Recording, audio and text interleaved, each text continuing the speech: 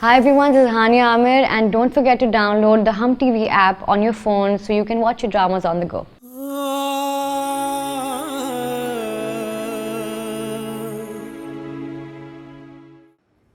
अपने माँ बाप को तो इतने पैसे कमा कर दे दिए और हमारे लिए वो सस्ते जोड़े रखे थे। जहेज में भी कुछ खास नहीं दिया मैडम को। सलामियाँ तो सारी रख ली थी ना आपने। मेरे पास है। अब मेरी एक बात सुन लें आप, ज्यादा उसके नखरे उठाने की जरूरत नहीं है। ये सारा घर ना अब उसने ही संभालना है। अरे महारानियां भी ना ससुराल में आके नौकरानियां बन जाती हैं, तो ये फरीदा क्या चीज है? वैसे अम्मा, मामू और मुमानी ने अपनी सबसे कमाऊ पूत बेटी को ना ऐसे ही मुफ्त में बिहा दिया। यही तो होती हैं चालाकियां। 2 मीठे बोल बोल के 2-4 कपड़ों में बेटी को भेज दिया हमारे घर। रिश्तेदारी ना होती तो मैं अनवर से जरूर कहती कि भाई कोई सोने की चीज मुझे भी डाल दो। तुम्हारी सास को मैंने सोने के झुमके डाले थे और शबाना की सास को भी। अब ये हमसे भी गए गुजरे हैं क्या?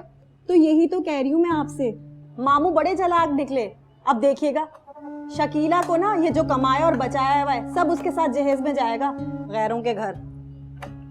चलो हमें क्या, करते रहें जो भी करना है। पहली एपिसोड की रेटिंग बहुत जबरदस्त आई। हमारे लिए ये बहुत बड़ी कामयाबी की बात है। हाँ भाई, रेटिंग तो बहुत ही जबरदस्त आई है। हाँ यार, फीडबैक वाकई बहुत अच्छा। मुझे यकीन है कि ये सीरियल इस साल का बेस्ट सीरियल होगा। रश्के हिना ने बहुत अच्छा काम किया है। ओह एक्सक्यूज मी मैडम, असली काम डायरेक्टर का होता है।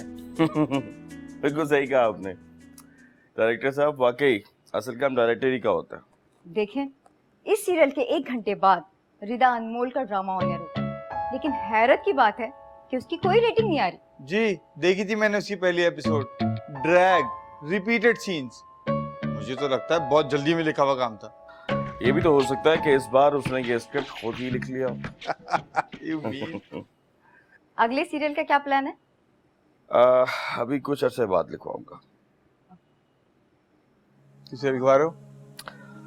रश्क हिना से। अभी उसकी शादी हुई है, मुनासिब नहीं लगता उसे डिस्टर्ब करना। अच्छा, आपको बड़ा ख्याल है। हाँ तो भाई होना चाहिए ख्याल, कलीग है हमारी। रेहान साहब आप प्लीज बात आ जाइए, सब लोग आप जैसे नहीं होते। हाँ तो मैं कह रही थी कि फरीदा का हाथ मैंने खीर में डलवा दिया है। संभाले बॉर्ची खाना, मैंने वो तेरा काम कर लिया। हाँ अम्मा सही किया। इतनी जल्दी भी किया उस पर गर्दारी डालने की। अभी तो उसे आए हुए 1 महीना भी नहीं हुआ साइदा। बहू की हमदर्दी के मरोड़ बड़े उठ रहे हैं तुम्हारी पेट में। बीवी और बेटियां चूल्हा चक्की करते करते पिस गईं, उनका तो ख्याल ना आया तुम्हें। अब्बा अम्मा ठीक कह रही हैं, कोई जरूरत नहीं इतने नाजो नखरे उठाने की। और वैसे भी फरीदा कौन सा नौकरों वाले घर से आई है जो थोड़ा सा काम करेगी, घर का तो मर जाएगी। और नहीं तो क्या, अपने घर में सब काम करती हैं, ससुराल आते ही सब महारानियां बन जाती हैं। मैं तो तुम लोगों के दरमियान बात करके फंस जाता हूँ। तो ना क्या करो ना, हम बात कर रहे हैं। छालिया खाओ, हटाओ यार, छालिया खाओ। जी जी बीबी, हम जानते हैं कि आप रश्के हिना को पढ़ना चाहती हैं। आप तो क्या हजारों फैंस हैं जिनकी पूरा दिन कॉल्स आती हैं कि हम रश्के हिना की नई नई तहरीरें पढ़ना चाहते हैं। लेकिन बीबी, हमारी मजबूरी ये है कि उन्होंने लिखना छोड़ दिया है, उनकी शादी हो गई है। बहरहाल हम आपका पैगाम उन तक पहुंचा देंगे, बल्कि हम खुद भी चाहते हैं कि वो लिखें हमारे लिए, और हम कोशिश करेंगे कि वो अपनी घरेलू मुसरफियात से कुछ वक्त निकाल के हमारे लिए और आपके लिए लिखें। जी जी, शुक्रिया, खुदा हाफिज। तौबा, ये खवातीन ऐसे बात करती हैं कि अगर रश्के हिना को नहीं पढ़ेंगी तो इनका खाना हजम नहीं होगा। और मैं तो जैसे किसी मैगजीन की एडिटर नहीं, किसी पोस्ट ऑफिस की मुलाजिम हूँ जो इनके मैसेज इधर से उधर पहुंचा दूं। तौबा।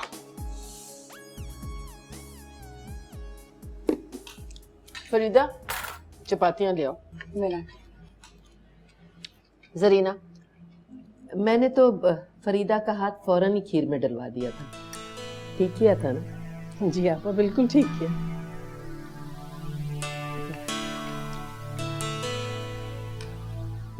रोटी अच्छी पकाती है, बस कहीं कहीं से कच्ची रह जाती है। आपा सीख जाएगी आहिस्ता आहिस्ता। अरे तुम फिक्र ना करो, मैं सिखा दूंगी। ऐसा करो नमक मिर्च जरा ले आओ। इतना कम क्यों रखती हो? माँ समझाए ना फरीदा को कि हम नमक मिर्च तेज खाते हैं। समझा दूंगी, सीख जाएगी हमारे घर के तौर तरीके।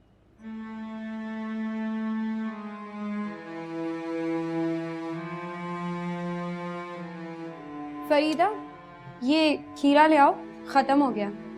लाती। अनवर, तुम क्या सोच रहे हो भाई? खाना खाओ। कुछ नहीं। अरे मामू, ये बिरयानी लेना, फरीदा ने अपने हाथों से बनाई है। हाँ बेटा, खा रहा हूँ, बहुत मजे की है। आपा, फरीदा लिखने पढ़ने वाली बच्ची है ना, इसलिए हम लोग उसके ऊपर घर के कामकाज का बोझ नहीं डालते थे ज्यादा। क्या मतलब? आपा, सरीना का मतलब है कि इस पे घरेलू जिम्मेदारियां जरा आहिस्ता आहिस्ता डालें। हाँ, ठीक कह रहे हैं ये लोग। तुम चुप रहो, तुम्हें क्या पता।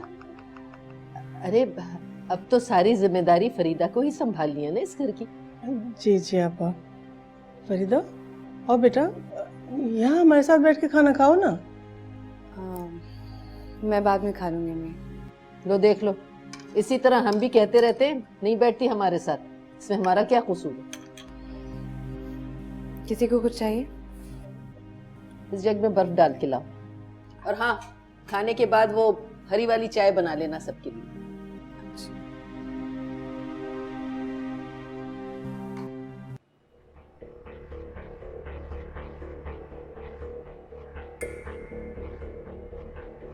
चार काम क्या करवा लिए तुमसे?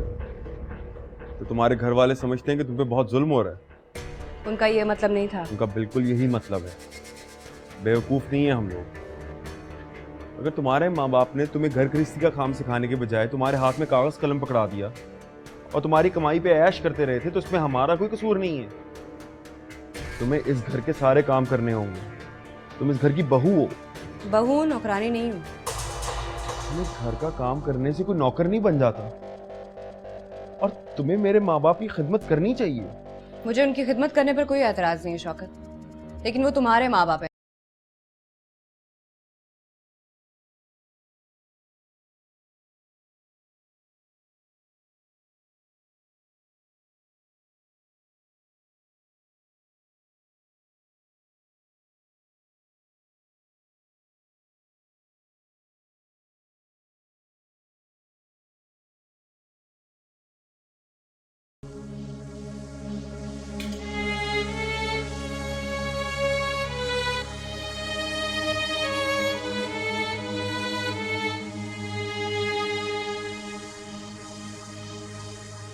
ज्यादा दर्द हो रहा हो तो दबा दूं सर? एक गोली खा लिए ठीक हो जाएगा। सरीना, मुझे लगता है मैंने अपनी बेटी को गलत जगह पे ब्याह दिया। अब ऐसी बातें सोचने का क्या फायदा? कैसे? चहचहाती फिरती थी या, लेकिन वहां तो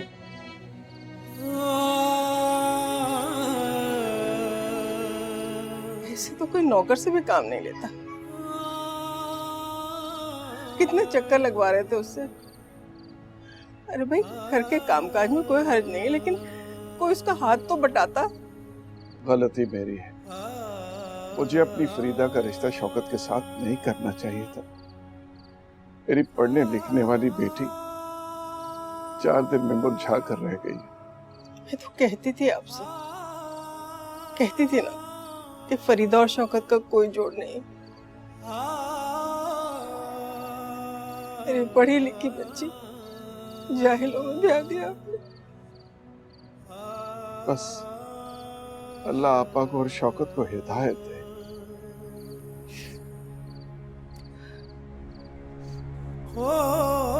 रब्बा मेरे हालदा महरम तू, अंदर भी तू बाहर भी तू। लिखने वाले के हाथ से कलम छीन लेना उसके साथ बहुत बड़ा जुल्म होता है। मर्द के लिए लिखना बायस फख्र है और औरत के लिए लिखना जंग क्यों होता है?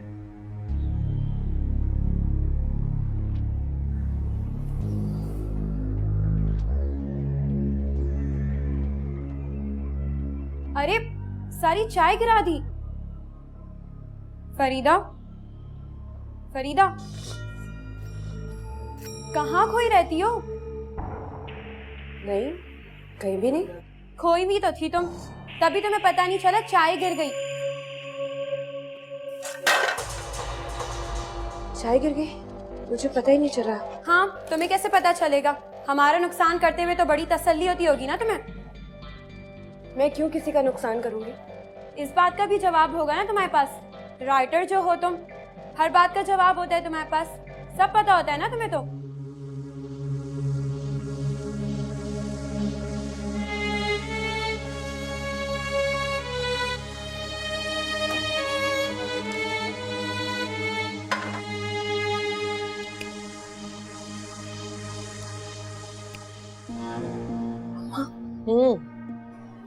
माँ, बात तो सुनो। अरे क्या बात है? फरीदा का ध्यान काम पे नहीं लगता, पता नहीं क्या सोचती रहती है। क्या सोच?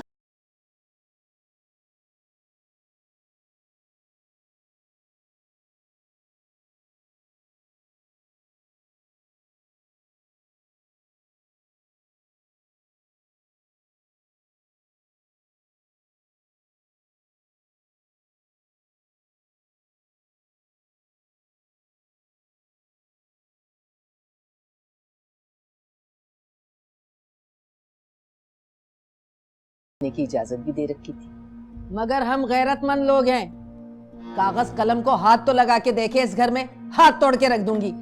ये सब कुछ नहीं चलेगा यहाँ।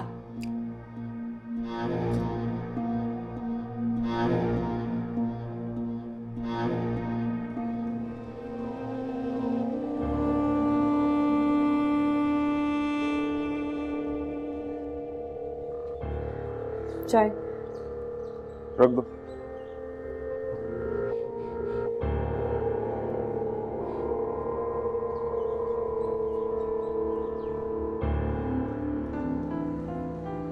तुम इतने शौक रंग की शर्ट्स क्यों पहनते हो? क्यों? क्या बुराई? इतने गहरे रंग पहने हुए अच्छे नहीं लगते। मुझे तो अच्छे लगते हैं।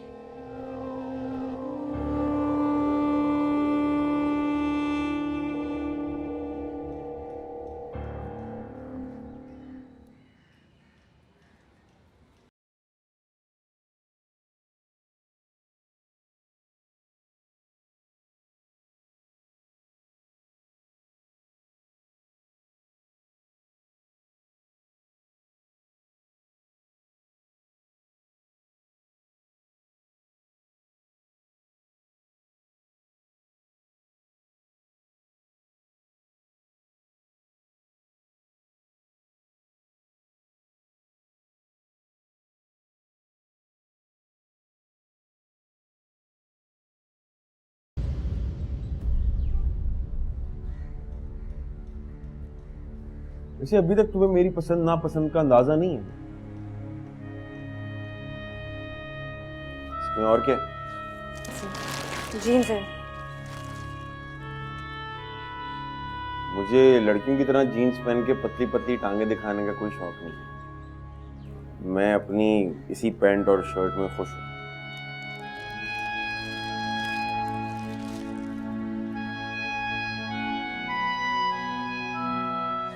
वैसे फरीदा,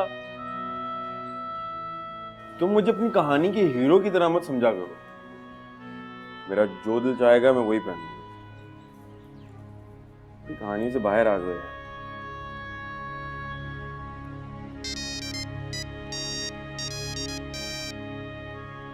हेलो। हाँ हाँ, बस मैं आता हूँ। हाँ, ये निकल रहा हूँ घर से निकल रहा हूँ। अम्मा को बता देना कि मैं ज़रा देर से आऊँगा, दोस्तों के पास जा रहा हूँ।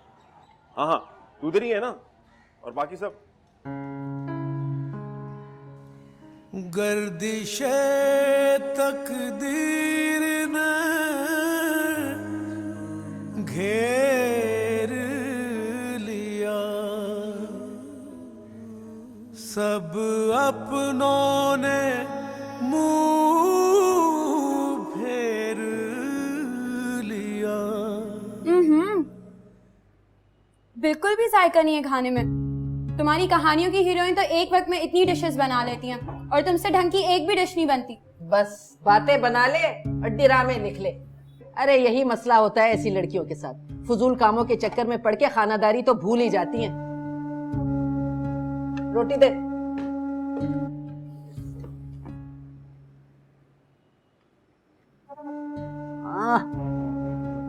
बिल्कुल ठीक कह रही है तू।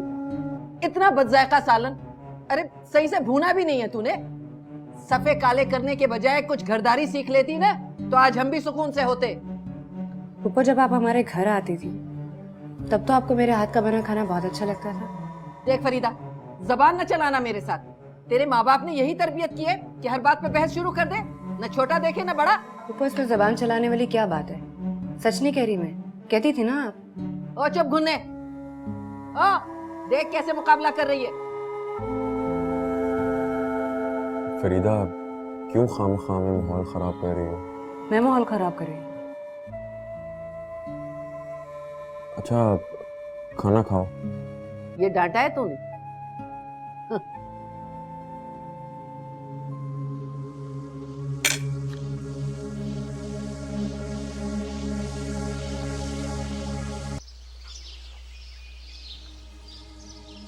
फरहान का कॉलेज बहुत अच्छा है बेटा, लेकिन महंगा भी बहुत है।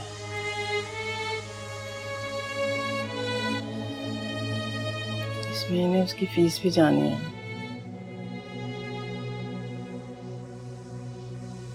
आप परेशान ना हो अम्मी, मैं आपको चेक लिख देती हूँ, आप पैसे मंगवा लीजिएगा।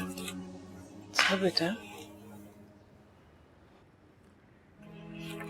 ये वो मेरी किताब के पैसे हैं। अल्लाह तेरा लाख लाख शुक्र है, काम बन गया। लेकिन बेटा ऐसे कब तक चलेगा? अच्छा सुन, मैंने देखा आपा ने अभी से तुझसे बावर्ची खाने का काम कराना शुरू कर दिया है। अच्छा मुझे ये बता, शौकत का रवैया कैसा है तेरे साथ? ठीक है मैं, आप परेशान ना हो, मैं खुश हूँ। हमेशा खुश रहे मेरा बच्चा।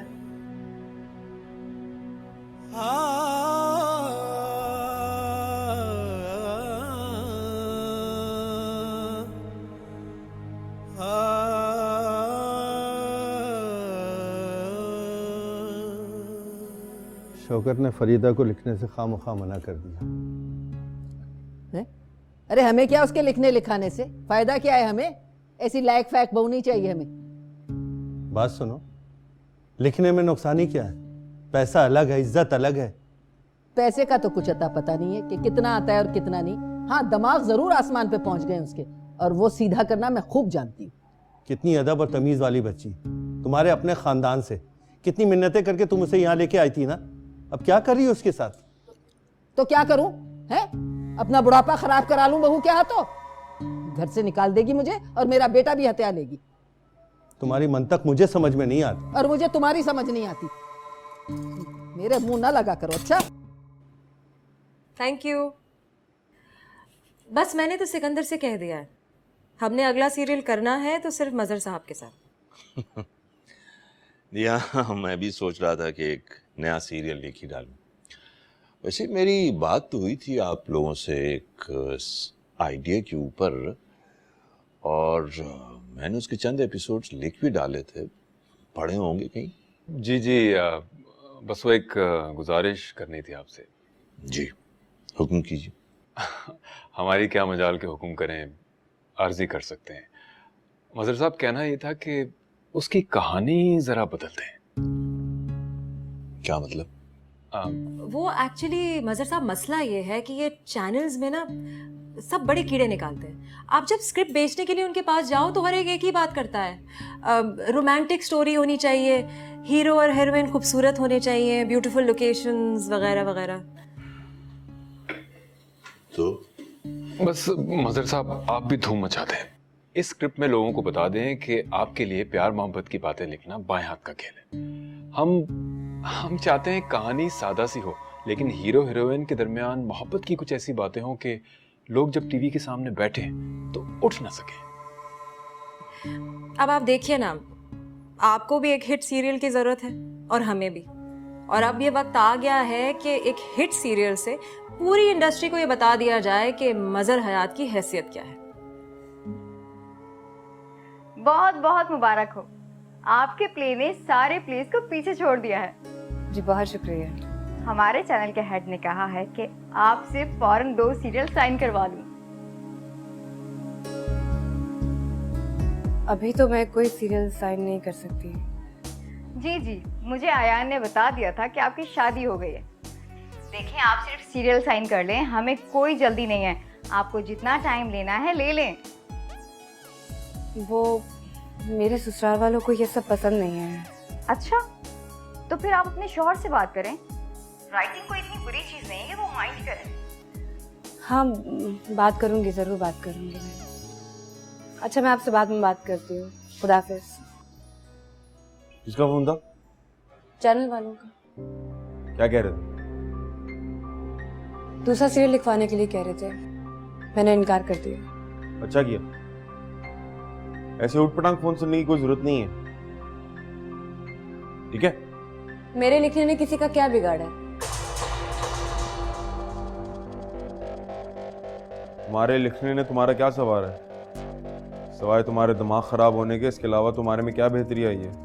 शौकत, तुम जानते हो मैं शादी से पहले से लिख रही हूँ। अगर तुम्हें मेरा लिखना इतना ही बुरा लगता था तो मुझसे शादी क्यों की? तुम्हारी ना इन्हीं हरकतों की वजह से, यही सवाल जवाब की वजह से ना मुझे तुम्हारे लिखने से नफरत है। तुमने अगर लिखना है ना तो अपने माँ बाप के घर जाके लिखो, उनकी इज्जत नीलाम करो ये इश्क और आशिकी की कहानियां लिखकर। ये मेरा घर है और यहाँ ये सब नहीं चलेगा। मैंने पहले भी तुम्हें प्यार से समझाया था, अब आखिरी मर्तबा समझा।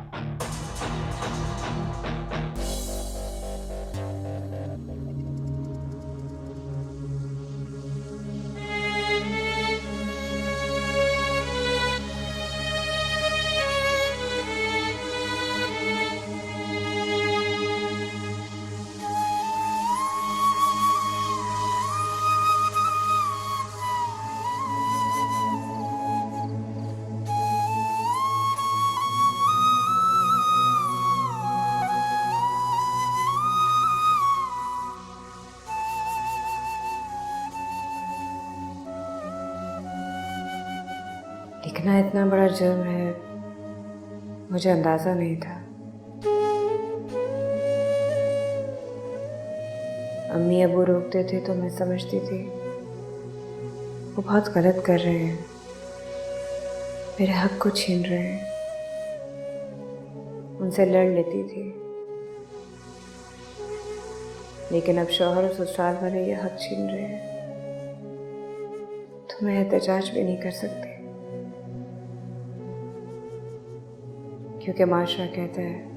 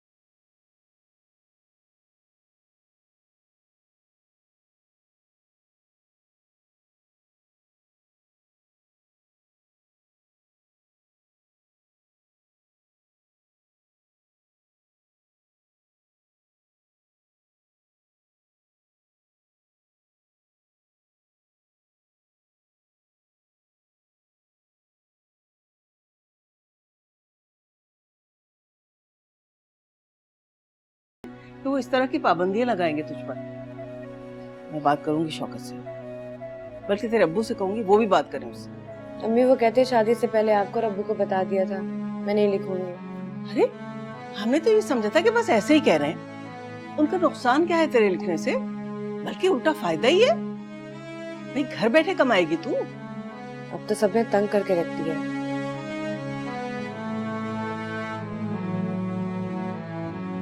तू लिखेगी नहीं बेटा तो फरहान की पढ़ाई कैसे होगी? इतने महंगे कॉलेज में पढ़ रहा है वो। उसकी फिक्र ना करें अम्मी आप। मुझे कुछ रॉयल्टी मिलनी है अपनी अगली किताब की। उससे जो पैसे मिलेंगे वो मैं फरहान के लिए रख दूंगी। कम से कम उसकी पढ़ाई का मसला नहीं होगा। अरे बेटा सिर्फ फरहान की पढ़ाई का मसला थोड़ी है, शकीला की शादी भी तो करनी है। और फिर तूने फजूल के खर्चे कर करके सबकी आदतें बिगाड़ रखी हैं। तुम्हें मुझे बताए मैं क्या करूं? इस मुसीबत में डालने वाले भी आप लोग थे। अच्छी भली खुश थी मैं अपने घर में, क्या जरूरत थी इतनी जल्दी मुझे ब्याह की? हमें क्या पता था बेटा कि वो इस तरह से तोते की तरह से आंखें बदल लेंगे। इतने अरमानों से, इतनी मिन्नतों से, जूतियां घिस घिस के उन्होंने रिश्ता लिया था। हमें क्या पता था वो तेरी कदर नहीं करेंगे। मेरा नसीब ही नहीं अच्छा। फरीदा मेरा बच्चा ऐसे तो ना कह। देख हमारे पूरे खानदान में किसी लड़की ने तो क्या, किसी लड़के ने भी इतना नाम और इज्जत नहीं कमाई है जैसे तूने कमाई है। देख तो कितने लोग तुझे पढ़ते हैं, तुझे पहचानते हैं। क्या फायदा है ऐसी पहचान का? इस शोहरत और नाम का मैं क्या करूं अभी? इससे मेरी जिंदगी तो नहीं बदली। क्या करूं मैं इस शनाख्त का? ऐसे नहीं बोल, ऐसे नहीं।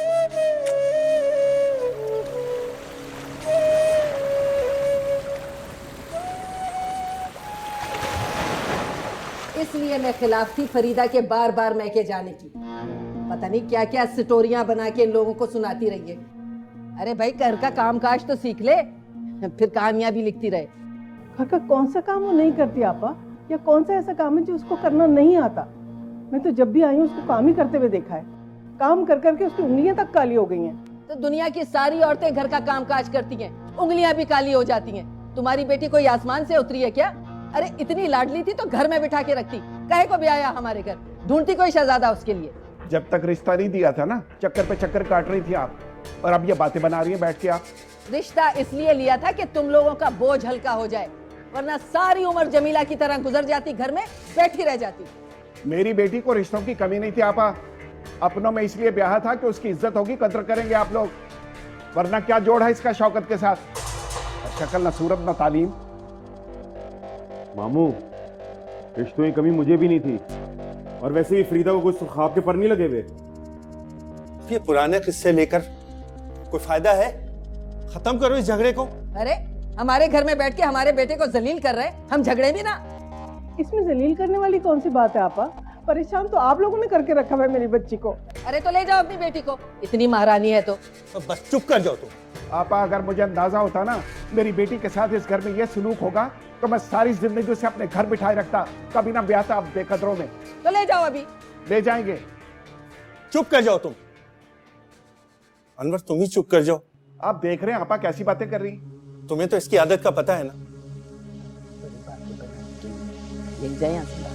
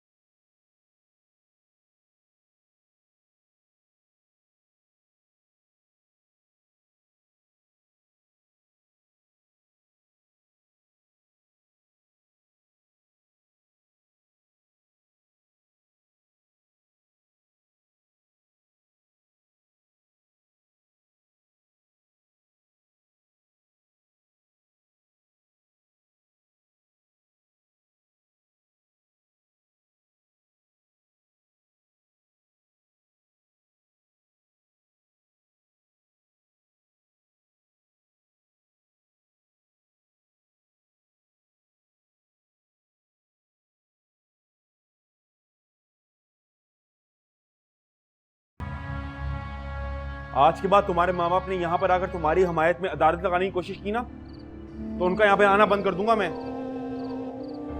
बंद करो अपने घर वालों के सामने ये रोना धोना। शौकत, मैंने उनसे ऐसा कुछ नहीं कहा। हाँ, उनको तो इल्हाम हुआ है ना कि मैंने तुम्हारा लिखना बंद किया है। हाँ, तो तुम खुद ही तो बता रहे थे, शादी से पहले मैंने लिखने पर पाबंदी का वादा लिया था उनसे, इसी बारे में पूछा मैंने। तुम्हें मेरी जुबान पे एतबार नहीं है, यानी कि अब हर बात की तस्दीक तुम पहले अपने माँ बाप से करोगी, फिर तुम्हें यकीन आएगा। शौकत, मेरा वो मतलब नहीं था। तुम्हारा ना बंदोबस्त करना पड़ेगा। मैं भी अम्मा को जाके बोलता हूँ कि तुम्हारा वहां पर और उनका यहाँ पर आना बंद। वो सिर्फ मेरे माँ बाप नहीं है, पुप्पो का भी कोई रिश्ता उनसे, और तुम्हारे भी कुछ लगते हैं। अरे भाड़ में गई ऐसी रिश्तेदारी। और ये डायलॉग ना अपनी कहानियों में लिखा करो, मुझे मत सुनाया करो। राइटर से शादी करके क्या मुसीबत गले में पाल ली है।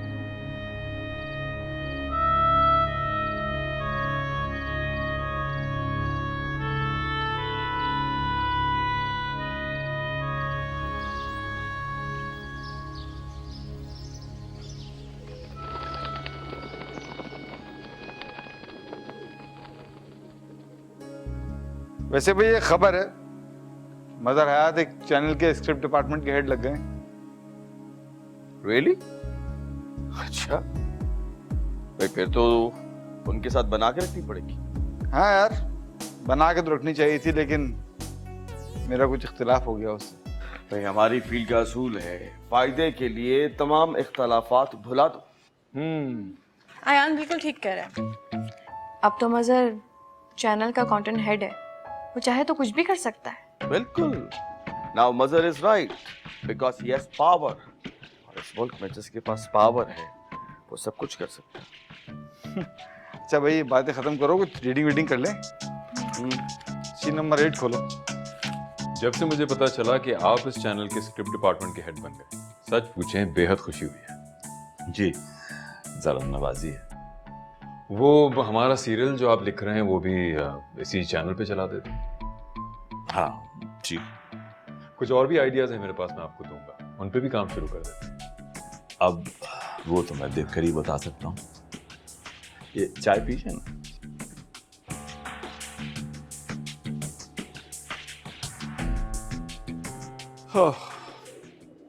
मुझे लगता है फरीदा की शादी में हमने बहुत जल्दी कर दी है।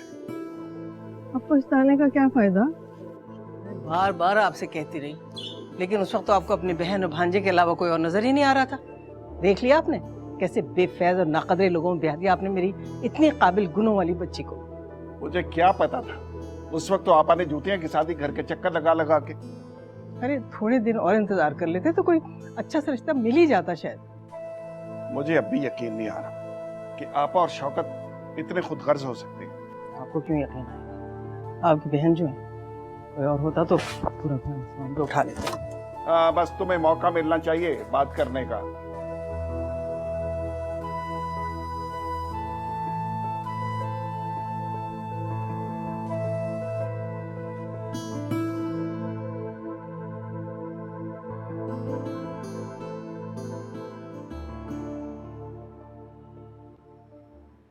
फरीदा, फरीदा, अम्मा तुम्हें कब से नीचे बुला रही हैं कि बावर्ची खाने में आके दाल चावल पकाओ, और तुम यहाँ पर अपना ख्याल बुलाओ।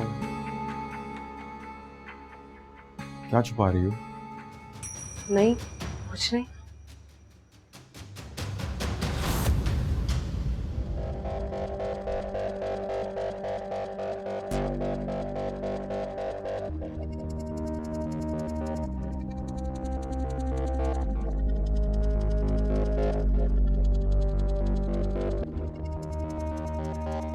तुम्हें मना भी किया था लिखने लिखाने से, तुम्हें असर क्यों नहीं होता? नहीं, ऐसा कुछ नहीं लिख रही थी वो, बस मैं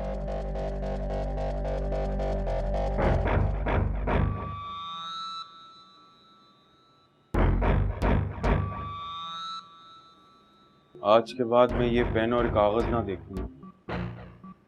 मेरे घर में जवान बहनें हैं और तुम्हारी कहानियां पढ़ के उनका दिमाग खराब हो जाएगा, जैसे तुम्हारा हो गया है।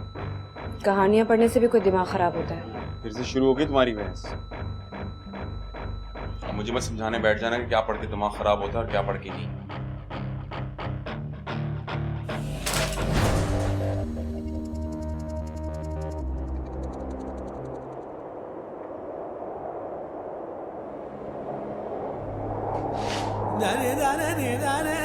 तुम सिर्फ घर वालों की खिदमत करो, साफ सफाई का ख्याल रखो।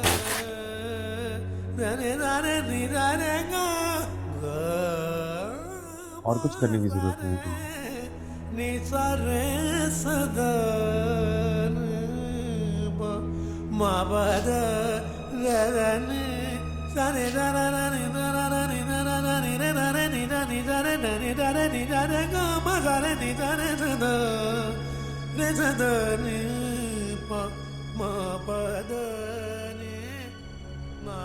ओ रब्बा